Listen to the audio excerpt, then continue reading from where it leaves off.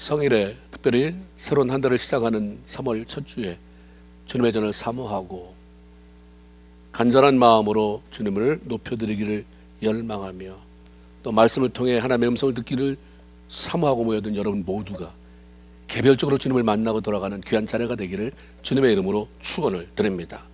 노아가 살아가던 시대에 하나님은 세상에 가득 찬 죄악으로 인해서 땅에 있는 모든 사람들을 심판하시겠다고 작정하셨습니다. 세상 사람들이 모두가 한결같이 하나님을 무시하고 외면하고 자기들 마음대로 살아갈 때 하나님 오직 그분만을 바라보고 동행하며 살아갔던 사람이 있었는데 바로 그가 노아였습니다. 하나님은 자신의 눈에 띈 그 노아를 선택해서 120년 동안 방주를 만들게 하셨고 그 기간 동안 방주를 만드는 틈틈이 하나님이 앞으로 쏟아 부으실 물심판에 대한 그런 놀라운 사건에 대해 예언하게 하셨습니다. 노아가 전하는 하나님의 말씀은 웃음거리요 조롱거리로 여겨졌을 뿐 누구도 그 말씀에 귀 기울이지 않았습니다. 그러고 말았다면 괜찮은데 정말 하나님이 계획한 대로 노아가 예언한 대로 그 날이 오고야 말았던 것이죠. 민수기 23장 19절에 보면 하나님은 사람이 아니시기 때문에 거짓말하지 않으십니다. 하나님은 인간이 아니시기 때문에 자기가 말하고 후회하지 않으십니다. 하나님이 어떻게 말씀해 놓으시고 행하지 않으실 수 있으며 어떻게 하나님이 약속하시고 지키지 않겠습니까? 이런 말씀이 있는 것처럼 사람들이 불신하고 무시하고 외면한 것에도 불구하고 때가 되자 말씀하신 대로 홍수를 일으켰습니다. 하나님은 다수에 의해서 어떤 일을 결정하지 않았어요. 하나님 뜻대로 왔어요. 근데 그 뜻에 동조하는 사람이 한 사람이어도 그 한 사람 붙잡고 일어났어요. 우리가 예수를 믿으면서도 하나님을 섬기면서도 많은 경우에 흔들리는 것은 뭐냐면 말씀의 진리를 따라가기보다는 눈치 보면 어디에 사람이 많이 있는가, 어느 쪽으로 사람이 많이 가는가, 특히 분별력이 없으면 많은 경우에 실패하기 십상입니다.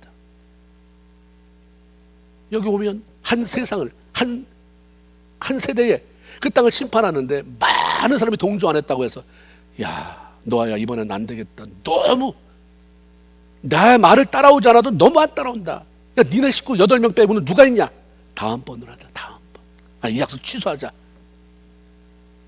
8명인데도 불구하고 그 노아 한 사람 거기 딸린 가족 잡고 하나님의 계획을 성취해 가셨어요. 도무지 상상할 수도 없던 비가 밤낮으로 40일간 무섭게 쏟아져 내렸고 그로 인해서 땅에 존재하던 모든 생물들은 한순간 자취도 없이 사라져버리고 말았습니다. 창세기 7장 19절에 천하의 높은 산이라고 불리는 모든 산들이 물에 잠길 정도로 불어난 물로 인해서 지난번 말씀드린 것처럼 크기가 축구장 하나 반만한 그런 규모 3층짜리의 그 어마어마한 방주가 드디어 움직이기 시작했습니다. 홍수라고 물이라고 저 큰 배를 띄울 만한 물이 도대체 어디서 올까? 근데 왔어요. 땅에서 솟아오르고 하늘 문이 열리면서 쏟아져 내리고 노아의 가족 8명과 선택받은 짐승을 채운 이 방주는 언제 끝날지 모를 여행을 시작하면서 물 위를 떠나갔습니다. 밖에는 천둥 번개가 치고 파도가 으르렁거리고 수많은 사람들의 비명소리로 가득 찰지 몰랐어도 방주 안에는 하나님의 베푸신 은혜로 평안함이 넘쳤어요. 비록 40일 후에 비는 그쳤지만 모든 산들을 덮어버린 물은 150일 동안 그대로 있었어요. 조금도 줄어들지 않았습니다. 머물러 있었습니다. 노아의 가족들과 짐승들이 방주에 올라탐으로 인해서 구원을 받아서 죽음을 모면하기는 했지만 그렇다고 해서 언제까지 방주 안에만 있을 수는 없는 노릇이었습니다.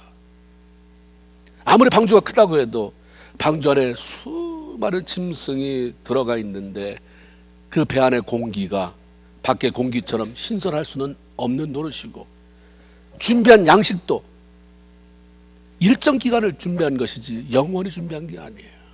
점점 줄어듭니다. 그리고 노아의 가족이 아무리 건강하고 그리고 힘이 넘친다고 해도 8명이에요.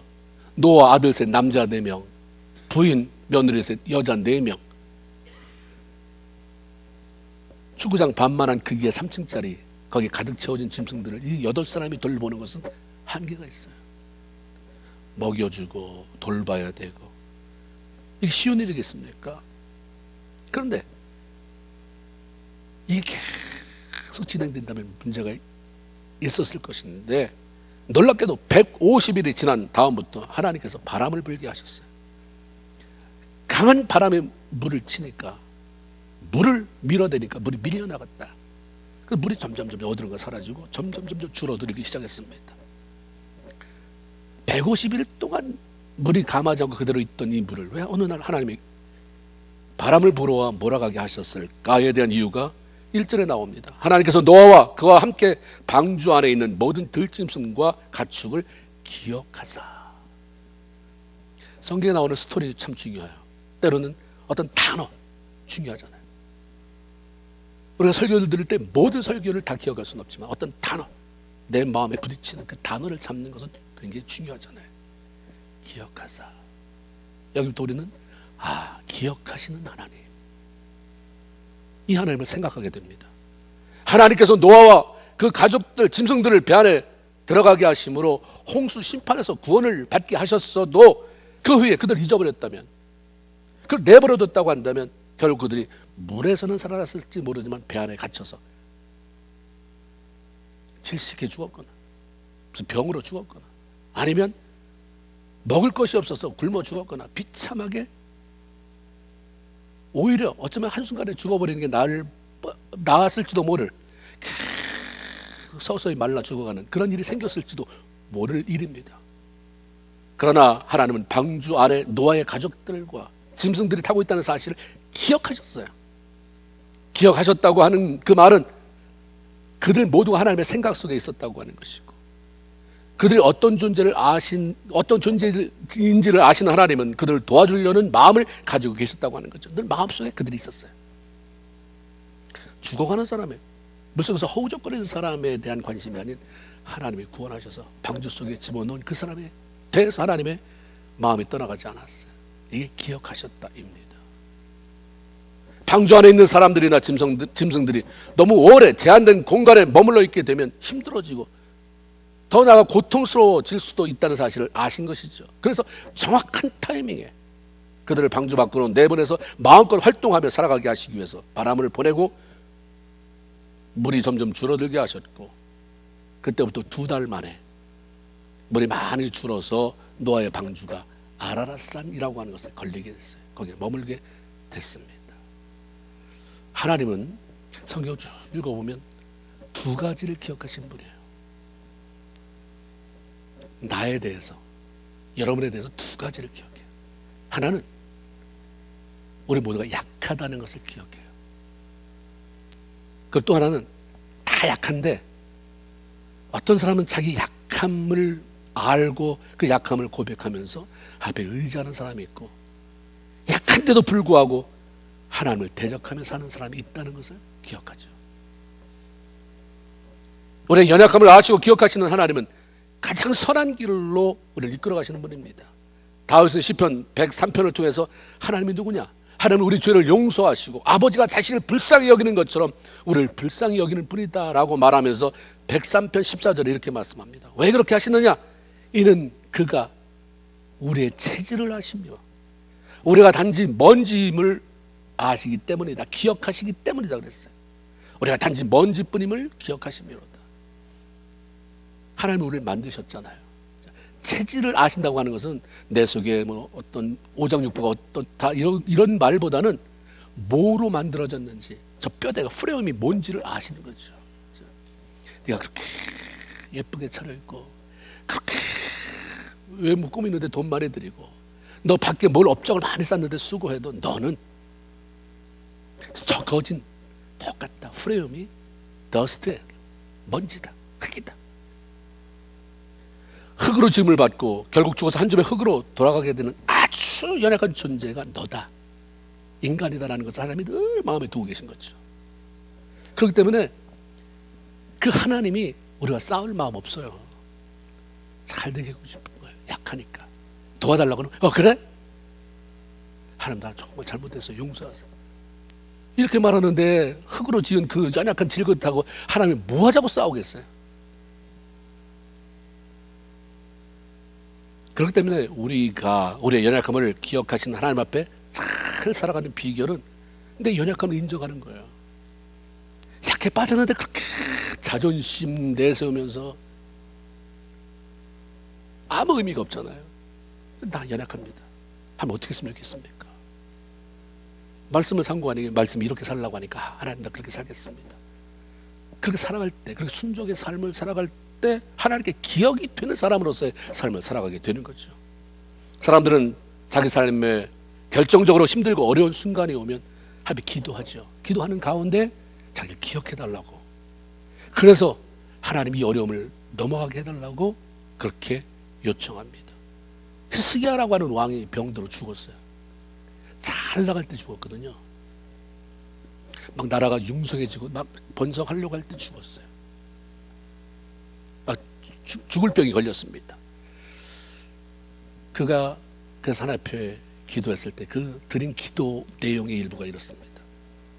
열왕기하 20장 3절 하나님 구합니다. 내가 진실과 전심으로 하나님 앞에서 행했던 것, 하나님 보시기에 선을 행하며 살려고 했던 것 기억하옵소서. 그렇게 끝까지만 말했어요. 더 이상 뭐라고 기도할 게 없는 거예요. 그리고 심히 통곡하며 울더라. 하나님 은혜로 인해서 내 인생을 좀 잘 해보는 줄 알았더니 이게 뭡니까? 지금까지 내가 한 50년을 사는 동안에 혹이라도 하나님 조금이라도 하나님 앞에 잘한 것 있으면 하나님한테 기억나게 한 게 좋은 그런 기억나게 하는 게 있었으면 그거 보시고 나를 좀 통촉해 주세요. 나에게 좀 기회를 주세요. 막 울었어요. 하나님이 15년 생명을 연장시켜 줬습니다. 그럼 우리가 그걸 볼 때 히스기야가 15년 연장받은 것은 전적으로 하나님의 은혜예요. 그러나 더 나가서 날 선하게 행하는 것을 기억하옵소서에 대한 하나님의 응답이기도 하죠. 왜냐하면 열왕기하 18장 5절에 보면 히스기야가 이스라엘의 하나님을 의지하였는데 그의 전후 유다 왕 중에서 그러한 자가 없었더라. 그렇죠? 하나님이 기억할 뿐만 아니라 히스기야가 하나님 앞에 기억되는 삶을 살았던 거예요. 많은 왕이 스쳐갔지만 히스기야만큼 하나님을 의지하고. 왜 의지했어요? 나는 약하니까. 내가 할 수 있는 방법이 없으니까. 그런 사람이 없었더라. 우리의 연약함을 기억하시는 하나님께 순종하는 삶을 살아가는 사람으로 기억된다면 얼마나 귀한 일이겠습니까? 우리는 각각 내가 신앙생활 잘하고 있나, 내가 봉사 제대로 하고 있나, 이런 것도 참 중요하지만 가끔 여러분이 거울 앞에 서서 그 앞에 있는 내 모습을 바라보면서 하나님, 나는 하나님 앞에 어떤 모습으로 기억되고 있는 사람입니까? 날 기억하십니까? 날 기억하신다면 어떤 모습으로 기억하십니까? 예수를 믿는다고 하는 데는 너무 뺀질대고 하나님을 대적하는 자로 기억하십니까? 아니면 하나님 앞에 연약한 자로 하나님 도움이 아니면 절대로 살아갈 수 없는 존재임을 그렇게 느끼고 고백하고 그렇게 살아가는 사람입니까? 어떤 모습으로 기억되고 있습니까?를 물어봐야 돼요. 내 마음대로 열심히 하는 건 별로 의미 없어요. 여러분 열심히 뭐가 그 대단해요? 하나님의 인정할 만한 열심이냐? 이게 중요한 거죠. 그렇게 살았던 사람, 신약 성경에 그의 삶을 하나님이 인정하고 기억했던 한 사람에 대한 얘기가 나오잖아요. 고넬료입니다. 이탈리아가 파송한 군대의 백부장이었던 고넬료가 이방인이었지만 하나님을 알았어요. 그래서 하나님을 안 이상 내가 이렇게 살 수 없다. 난 유대인도 아니고 대단한 믿음의 가문에서 태어난 사람도 아니고 대충 이러지 않았어요. 그 전심으로 기도했어요. 군인이었어요. 자기 밑에 100명을 거느리는 그런 장교였습니다. 그 이방인이었어요. 그런데도 불구하고 기도했습니다. 구제하는 삶을 살았습니다. 하나님이 천사를 보냈어요. 얼마나 그게 귀했으면. 그러면서 뭐라고 말씀하시냐면 사도행전 10장 4절 천사가 가로되 내 기도와 내 구제가 하나님 앞에 상달되어 기억한 바가 됐다. 그 당시 유대인들에게는, 이스라엘 백성들에게는 전통이 있어요. 그냥 습관을 따라 금식하는 거. 그걸 구제하는 거는 이건 아주 필수 종목이에요. 그러니까 근데 금식하는 걸 알아달라고 사람들이 얼마나 나와서 금식하는 척을 하는지. 구제하는데 하나님은 아시겠지만 좀 사람이 알아줘야 되니까 다 나팔을 불고 하는데, 하나님이 그 사람들 찾아가서 네가 구제한 거, 네가 기도한 거 나 다 안다, 기억한다고 말하지 아니하고 고넬료에게 하나님 마음에 들게 했어요. 기억한 바가 됐습니다. 우리의 삶이 하나님으로 고통스럽게 하는 기억이 아니라 하나님을 기쁘시게 하는 것으로 기억되는 삶을 살아갈 때 거기에 놀라운 하나님의 은혜가 임하게 됩니다. 나의 연약함을 기억함으로 늘 도와주시고 선한 길, 좋은 길로 인도해 주시려고 하는 하나님, 그 하나님의 말씀에 대적함이 들지 말자는 거예요. 내 감정이 그렇다고, 내 고집이 그렇다고, 내 자존심이 그렇다고 대적하지 말고 그냥 나 그런데 그럼에도 불구하고 나는 연약한 자다. 그런데 하나님이 내 삶을 이끌으신다. 그래서 그냥 내려놓고 하나님 앞에 순종하고, 그러므로 말미암아서 아름다운 기억이 하나님 마음속에 남아서 끊임없이 그 하나님이 여러분을 기뻐하고 여러분의 삶의 후원자가 되고 그 하나님과 동행하며 살아가는 귀한 성도가 되기를 주님의 이름으로 축원을 드립니다. 방주가 아라닷산에 머물게 된 지 3달이 지났을 때 이제 물이 감하니까 산봉우리들이 드러났다고 했습니다. 그러나 산봉우리가 드러나봐야 배 밖을 빠져나갈 수 있는 상황은 아니에요. 바닥이 드러나야 되잖아요. 바닥이. 그래서 방주 밖으로 나가려고 한다면 물이 다 빠져서 바닥이 드러나야 되기 때문에 40일을 기다렸습니다. 그래서 노아가 40일이 지났을 때 이 정도면 물이 어느 정도 빠졌겠다 생각하고 방주의 문을 열어 까마귀를 날려보냈습니다. 노아가 모든 새를 보낸 게 아니에요. 까마귀 한 마리만을 내놓은 것은 우선 물이 얼마나 줄었는지 바깥 사정을 잘 알고 싶었기 때문입니다. 그런데 한번 창문 밖으로 나가버린 까마귀는 방주 주변을 왔다 갔다 날아다니기는 했지만 결국 방주 안으로 다시 돌아오지는 않았습니다. 돌아와서 어떻게 무슨 물이 줄었다 아니다라고 하는 사인을 좀 보내줘야 되는데 그렇지 않았어요. 그래서 노아가 이번에는 비둘기를 보냈는데 처음에는 그냥 돌아왔고 일주일 후에 보냈을 때는 감람나무 새 잎사귀를 물고 왔다고 했어요. 그래서 일주일을 더 기다렸다가 한 번 더 보냈는데 그때 방주를 떠난 비둘기는 영영 다시 돌아오지 않았습니다. 그래서 노아는 이제는 나갈 수 있게 됐구나 라고 하는 소망을 가지게 됐다고 성경은 말합니다. 까마귀나 비둘기 모두가 하나님의 은혜로 방주 안에 들어와 죽음을 모면했고 거기서 1년이 넘도록 노아 가족들의 보살핌을 받으면서 생존해온 짐승들입니다. 엄청난 은혜 입은 거죠. 이들이 은혜를 아는 존재라고 한다면 노아가 물이 감한 여부가 알고 싶어서 자기들을 방주 밖으로 내보냈을 때에 그 사명을 성실히 감당해서 은혜 베푼 사람에게 기쁨을 줄 수가 있어야 했습니다. 비둘기가 아주 훌륭하게 그 사명을 감당한 반면에 까마귀는 처음부터 관심을 보이지 않았어요. 비둘기는 은혜를 알았지만 까마귀는 그 은혜를 알지 못했거나 자기가 입은 은혜를 귀하게 여기지 않았기에 보답 같은 것 생각도 해보지 않았습니다. 이들은 모두 같은 방주에 타고 있었어요. 같은 노아의 보살핌을 받고 지냈지만 그 둘이 보인 반응은 너무 달랐습니다. 성도들도 마찬가지잖아요. 예수님께서 비유를 통해서 성도들이라고 다 성도가 아니다. 한 교회에 모였다고 다 같은 교인이 아니다. 거기는 양이 있다. 거기는 염소가 있다. 알곡이 있다. 쭉정이가 있다라고 말씀하신 것처럼 하나님의 은혜로 구원을 받았다고 자기 나름대로 신앙생활을 하는 사람들 가운데도 까마귀 같은 사람이 있고 비둘기 같은 사람이 있다고 하는 것을 우리가 알려주는 거죠. 노아가 물이 감한 여부를 알기 위해서 방주 안에 있는 짐승 가운데 어떤 것을 선택해야 됐다면 뭘 선택했겠어요? 당연히 새죠. 상식적으로. 아직 물이 빠지지 않았는데 거기에 돼지를 보내겠어요? 송아지를 보내겠어요? 토끼를 보내겠어요? 다 빠져 죽으니까 노아가 새를 선택한 건 당연해요. 우리도 그렇게 했을 거예요. 그런데 노아가 무슨 이유로 그 많은 새들 가운데 까마귀를 제일 먼저 밖으로 내보냈는지 알 수 없지만 한 가지 분명한 것은 뭐냐면 물이 감한 여부를 아는 데 있어서 가장 적합한 새는 까마귀 이상 가는 게 없다라고 판단했기 때문이죠. 노아가 어떤 사람입니까? 본 적도 들은 적도 없는데 그냥 하나님이 들려준 수치를 적어서 그것만 가지고 그 어마어마한 배를 만들었잖아요.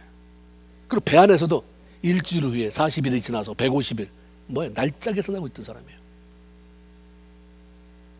여러분 생각해 보세요. 원망만 하고 있어. 아, 이거 하나님 감사는 한데 이놈 찌가 구석에서 언제 벗어납니까? 분명히 그렇게 말하고도 남을 사람이 많이 있어요, 우리 가운데.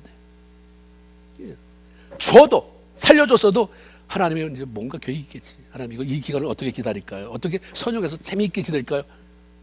이것보다는 며칠 지나서 한 달도 못 돼서 지겨워가지고 하나님 이러려고 태우셨습니까? 아마 그럴 사람이 수도 없이 많아요. 그래서 노아가 계산하잖아요. 일주일이 지나서 40일 뭐예요? 기다리는 거예요. 기다리잖아요. 이런 사람입니다. 그런 노아가 생각 없이 너 눈에 띄는데? 너 손에 잡히는데? 너. 그래서 아무 새나 잡아서 날려 보냈다고 생각할 수가 없는 거죠. 분명히 물이 강한 여부를 알아오는데 그 사명을 충분히 감당할 수 있다고 생각해서 까마귀를 보냈는데 까마귀가 이 기대를 아주 그냥 그 자리에서 무시해버렸어요. 실망시킵니다. 비둘기는 방주를 나가자마자 발 붙일 곳이 없어서 다시 방주로 돌아왔다고 했는데 까마귀는 어떻게 방주에 돌아오지 않고 계속해서 밖에서 물로 그렇게 잠긴 밖에서 날아다니며 살아갈 수 있었을까? 우리가 까마귀라고 하는 게 뭐예요? 황폐한 곳에서 서식하는 육식성의 새라고 그렇게 알려져 있습니다. 나무 열매를 먹기도 하지만 주로 생쥐 같은 거 잡아먹고 개구리 잡아먹고 물고기도 잡아먹고 죽은 짐승의 시체를 뜯어먹으며 살아간다고 그렇게 알려져 있습니다. 그러니 이런 까마귀가 배 밖으로 나갔을 때 자기 세상 만난 거예요. 물 위에 떠다니는 온갖 짐승들의 부패한 시체는 그의 식욕, 그 욕심스러운 그 본능을 자극하기에 충분한 거죠. 뭐라고 노아가 말한 것 같긴 한데 별 생각이 없어요. 시체 위에 앉아서 그냥 뜯어먹는 게 너무 좋아요. 욕심을 채우는 그 본능이 은혜를 갚는 것이나 사명을 감당하는 것보다 훨씬 더 앞섰습니다. 하나님의 말할 수 없는 은혜를 받았고 구원받았다고 말하면서도 자기 자신의 본능에만 충실하느라 하나님의 은혜, 그 하나님이 내가 어떻게 살기를 원하시는지 부탁하시는 것들을 새까맣게 잊어버리고 사는 사람이 너무 많아요. 우리가 잘 대화를 해보면 모순되는 말이 좀 많아요. 하나님이 은혜 주셨다, 하나님이 뭐 건강 주셔서 이렇게 살았다, 하나님이 물질 주셔서 이렇게 살았다 하는데 살기는 자기 마음으로 살아요. 그래서 그 은혜에 감사해서 내가 참 힘든데 내가 이렇게 하기로 결단했다. 너무 피곤한데 그래도 하나님이 이렇게 하라고 하니까 내가 그렇게 깊이 있게 그렇게 하나님의 동의를 못하지만 하늘 신유라도 나고 산다. 피곤하지만 기도하다 조는 한이 있더라도 나는 하나님 앞에 엎드렸다. 성경만 읽으면 코를 박게 되지만 그래도 하나님이 말씀을 읽는 자와 듣는 자와 그 가운데 있는 것을 지키는 자가 복이 있다고 말씀하신다. 그렇게. 이런 분들보다는 자기 본능에 충실. 그러다 보니까 예수 믿을수록 욕심은 키워가는데 하나님의 사랑은 못 키워가요. 점점점 내가 왜 예수 믿는다 이렇게 독해지지? 왜 이렇게? 그걸 우리는 강하다고 말하지만 강한 게 아니라 독해질 때가 많아요. 내 본능에만 충실하기 때문입니다. 말씀에 충실해야 되는데 은혜를 받은 것을 알고 그만한 일을 감당할 능력이 충분히 있다고 여기셔서 귀한 사명을 맡겨주셨는데 사명이라고 보다도 이거 이렇게 살았으면 좋겠다 하는데 내 생각이 너무 커서 내 야심이 너무 커서 내 욕심이 커서 하나님과 상관없이 내가 하고 싶은 일에 마음을 뺏기다 보니까 하나님의 부탁을 잊어버려요. 이렇게 오랫동안 살면서 신앙생활이라고 그렇게 예수 믿는다고 말해오는데 누가 하나 그거 틀렸다고 말해주지 않잖아요. 여러분한테 가서 집사님이 그렇게 사셔서 되겠어요? 권사님이 그렇게 사셔도 되겠어요? 장로님이 그렇게 사셔도 되겠어요? 감사합니다. 이럴 사람이 어디 있어요? 일단 화부터 내잖아요. 자기 방어를 해야 되니까. 변명부터 하잖아요. 뭐 나라고 예외 없죠. 목사라고. 그런데 우리가 그런 말에 대해서 하나님이 내가 깨닫지 못했는데 저 사람을 통해서 이렇게 또 나를 깨우시는구나 할 수 있다고 한다면 이거는 정말 성숙한 거예요. 그리고 복이죠. 우리 신앙인의 삶이라고 하는 것은 자기 본능에 충실한 삶이 아니라 하나님의 말씀에 충실한 삶입니다. 이게 성도의 본연의 의무예요. 그런데 오늘날 세대가 어떻게 하냐면 너에게 충실해. 다른 사람 얘기 듣지 마. 필요하죠. 내 주관이 필요하지만 근본적으로 삶의 프레임을 작성하는 데 있어서는 나를 만드신 하나님. 그 프레임 안에서 하나님이 우리에게 주신 자유를 가지고 내가 생각해서 이런 직업 가질 수도 있고 저런 직업 가질 수도 있고 뭐 등등 할 수 있지만 근본적인 부분에 있어서는 하나님의 말씀이 뭐라고 하시는가, 하나님의 말씀에 충실한 삶을 살아가야 합니다. 믿음이 좋다고 말해도 자기 본능에 충실하면 넘어져요. 다 보면 하나님 이렇게 했다고 말하는데 너무 자랑이 많은 경우가 많잖아요. 자기 본능에 충실해서 그래서 욕심스럽게 만들어낸 것을 하나님이 이렇게 해줬다고 말하면서 신앙의 진보는 없는 이런 경우를 우리가 조심해야 돼요. 그건 굉장히 중요한 것입니다. 본능이 하나님의 뜻을 거스릴 때 그때는 우리는 통제되고 다스림을 받아야 합니다. 까마귀가 육식을 좋아하는 것, 시체 뜯어먹고 사는 거, 이거 뭐 배웠어요? 타고난 식성이 그런 건. 하나님이 까마귀가 그건 더러운 것이다, 먹지 말아라, 이슬만 먹고 살아라, 이런 걸 원치 않으세요. 그러나 은혜를 입은 자로 어떠한 특별하게 일을 해야 될 때는 본능적인 것이 통제되고 극복되어야 한다고 하는 거죠. 내가 호랑이 같은 사람을 넌 그렇게 하면 어떻게 안 돼, 넌 목소리가 너무 커, 넌 거리 보폭이 너무 커, 너는 고양이처럼 해야지, 겸손하게, 이렇게 안 만들어요. 내가 그렇게 태어났다 할지라도 하나님은 통제하기를 원하는 거예요. 아무나 물지 말아라, 아무 때나 나서지 말아라, 내가 말할 때. 네가 물지 말고 내가 너 물어라 했을 때, 그렇죠? 그때 알았습니다. 통제되는 것들 굉장히 중요합니다. 누군가 본성적으로 얼마든지 남보다 더 열정이 있습니다. 열심히 있습니다. 성격이나 성취욕이 강할 수 있어요. 그럼에도 불구하고 하나님의 은혜를 입은 성도들이 이 땅에서 살아갈 때 하나님의 벌을 받은 사람으로, 구원받은 성도로 삶을 살아내기 위해서 중요한 것은 그런 것들이 통제되어야 돼요. 사람이 여러분 통제할 수 있어요? 여러분 다스릴 수 있어요? 그렇기 때문에 우리에게 필요한 것은 성령의 능력이에요. 저항할 수 없는 강한 능력으로 나를 통제해 주시고 말씀이 나를 다스려 주는. 그리고 우리가 기도할 때 하나님 날 통제시켜 주세요. 하나님 말씀으로 날 다스려 주세요. 나는 기가 막히게 사람 말 안 들어요. 목사건 뭐 어떤 더한 사람이 있어도 난 내가 하고 싶은 대로 하는 사람입니다. 그럼 뭐라고 말하겠어요? 그러나 성령이 날 통제하면 통제 안 될 수가 없는 거거든요. 그러니까 우리 끊임없이 성령님 오세요. 날 통제해 주세요. 하나님 말씀에 생각나게 하셔서 그 말씀에 의해서 다스려주고 길들여지게 하시옵소서 얘기할 수 있는 것입니다. 구원받았다고 교회에 출석했다고 우리 본능이 바뀌어지는 거 아니에요. 까마귀가 방주 안에 있다 나왔다 그래서 겉은 까마귀인데 속은 비둘기가 됐습니까? 아니죠. 말씀한 것처럼 성령의 능력과 말씀에 믿음으로 반응할 때, 그래서 하나님의 손에 붙잡힐 때 가능해지는 거예요. 끊임없이 자기 자신을 하나님 앞에서 죽이는 과정을 통해서 이루어지는데 참 힘들잖아요. 죽여야 될 상황이 더 많아지면 상급도 큰 거 아니에요. 죽여야 될 상황 속에서 내가 죽어지면 억울함이 크지만 성령 역사하시면 그건 너에게 준 축복이다. 이 땅에서 한시적으로만 있는 거거든요. 천국에서 우리가 억울할 일도 없고 누구 때문에 희생해야 될 일도 없고 누구보다 뭐 더 많이 봉사를 하는 것 같은 건 아니고 이때만 있는 거예요. 그때 우리가 이 감사함으로 받으면 버릴 게 없다는 말씀 너무 소중하잖아요. 이스라엘 왕 아합이 하나님을 대적해요. 범죄예요.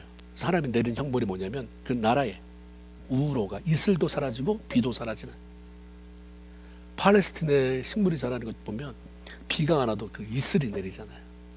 밤새도록 이슬이 내려서 그래서 추위를 더하는 거예요. 굉장히 추운 거예요. 예수님께서 겟세마네 동산에서 기도하실 때 사막이잖아요.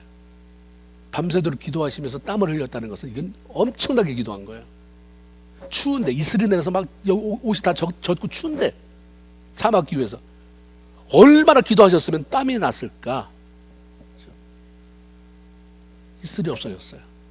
비가 없어졌어요. 죄로 인해서. 그걸 선포하라는 거예요. 엘리야에게. 하나님이 꿈에 그냥 선명하게 얘기해주면 얼마나 좋겠어요.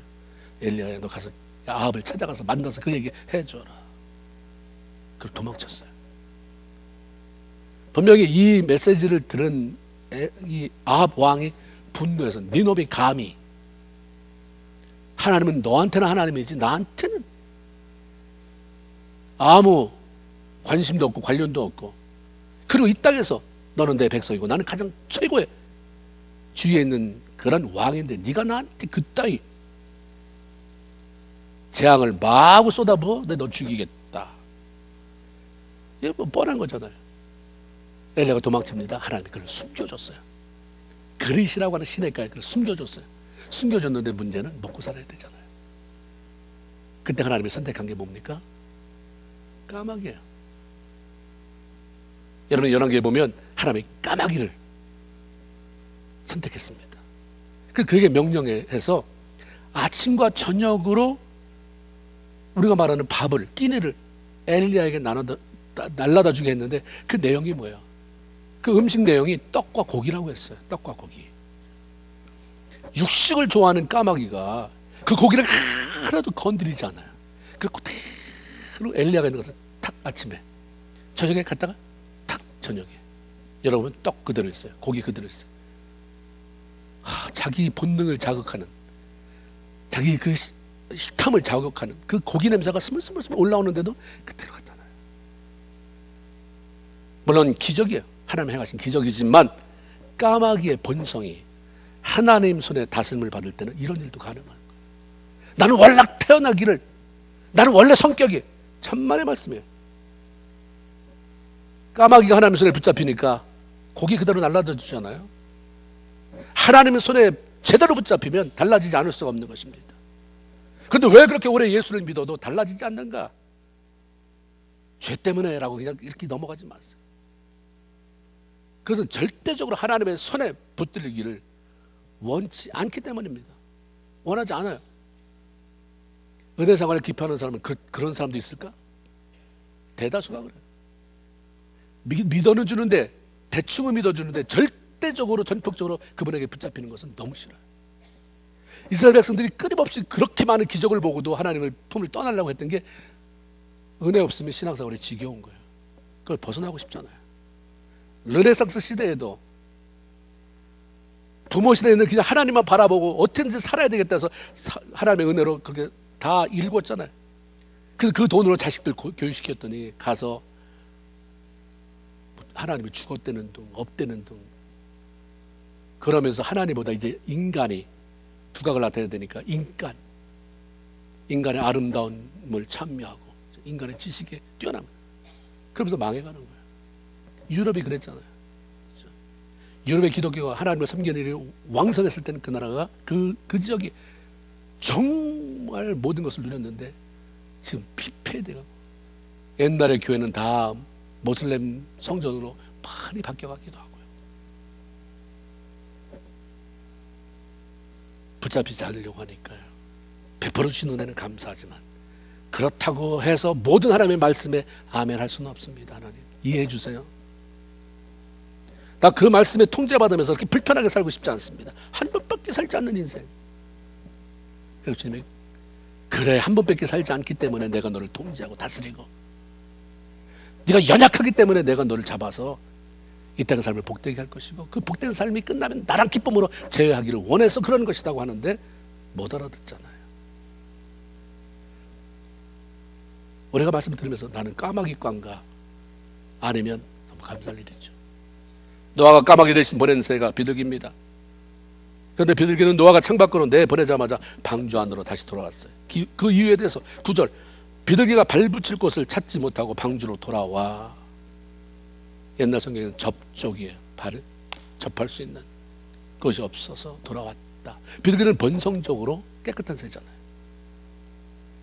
깨끗한 걸 좋아해요. 그냥 태어나 보니까 그냥 난 싫어. 저는 고기가 싫어. 아유, 어떻게 저기 더럽게 썩은 고기 먹어. 하여튼 비둘기는 그렇게 태어났어요. 좀 좋잖아요.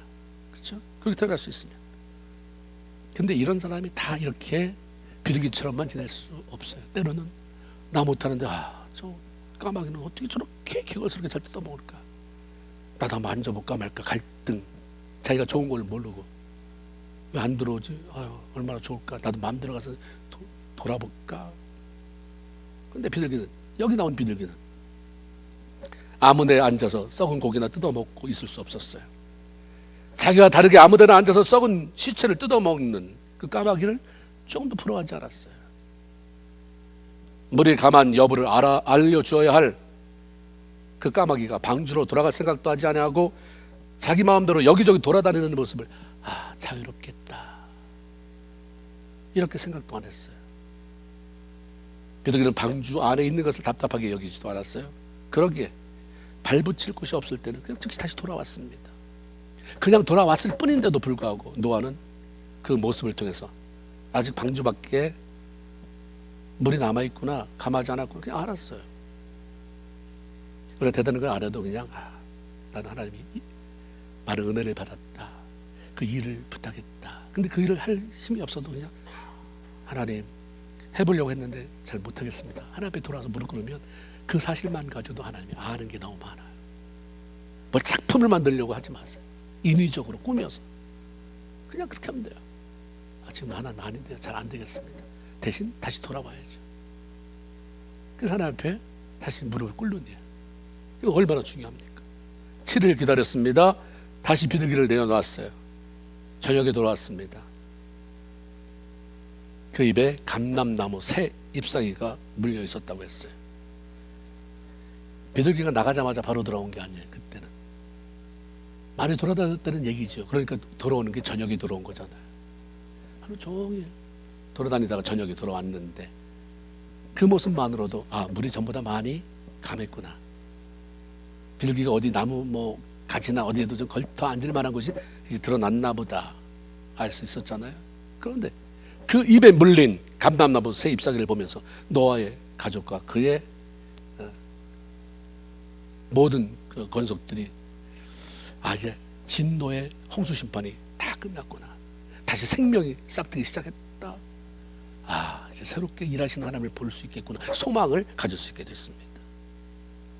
비둘기가 굳이 감람나무 새 잎사귀를 물고 온 것은 은혜를 아는 자로 자기를 보호해주고 보살펴주고 먹여주는 그 은혜를 베풀어준 노아에게 고마움을 표현하고 싶었고 기쁨을 전해주고 싶었기 때문입니다. 진정으로 하나님의 은혜를 경험한 신앙인들의 특징은 어떤 방법을 통해서든지 그 은혜에 보답하기를 원하죠. 그리고 그 은혜를 베풀어 주신 하나님을 어떻게 하면 기쁘게 해드릴 수 있을까? 이 마음이 들어요. 이 마음이 안 드는 은혜, 그게 있을 수 있을까요?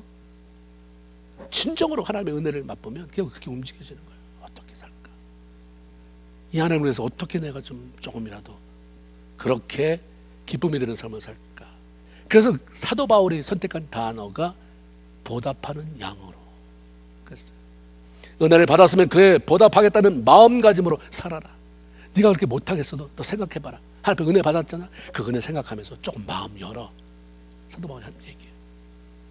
은혜 받았는데도 얼마나 고집스럽게 사는지 사도 바울이 그 말한 거예요. 너 은혜 받았잖아.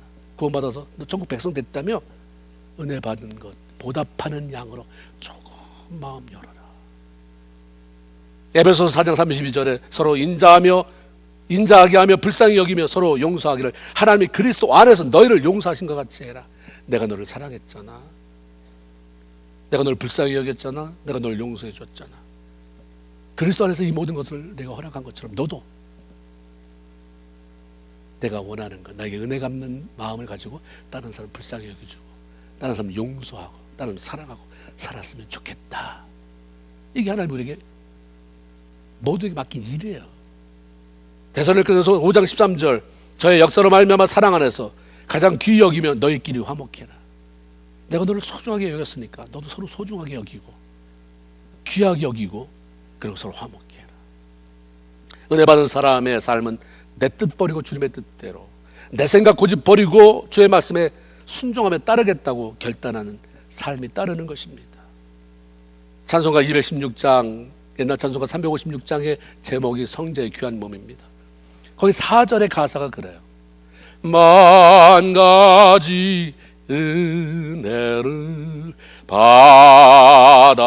받았으니 내 평생 슬프나 즐거우나 이 몸을 온전히 주님께 바쳐서 주님만 위하여 늘 살겠네.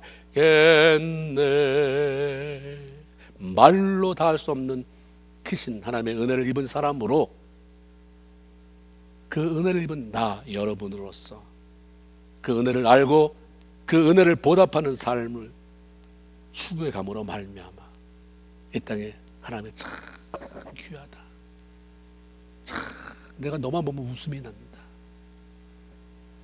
세상을 돌아보면 한숨을 내가 내쉬지 않을 수 없는데 너만 보면 내 마음이 즐겁다. 그런 인정을 받고, 그래서 하나님이 여러분의 후원자가 되는 것을 경험하며 복되게 살아갈 수 있기를 주님의 이름으로 축원을 드립니다. 아멘. 기도합니다. 하나님,